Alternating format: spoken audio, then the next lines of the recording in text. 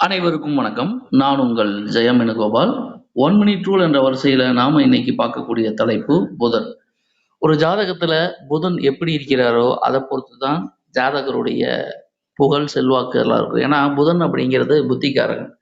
ஒரு ஜாதகத்துல புதன் வலுவா இருந்தாருன்னா, அந்த ஜாதகருக்கு கல்வி சார்ந்த விஷயங்கள் நல்லா சப்போர்ட் பண்ணும். பேச்சு சப்போர்ட் பண்ணும். வணிகத்தில சப்போர்ட் பண்ணும். புதன் அப்படிங்கிறது இளமை. அப்ப ஜாதகர் எப்பொழுதும் இளமையான தோற்றத்துடன் இருப்பார். நகைச்சுவையாக இருப்பார்.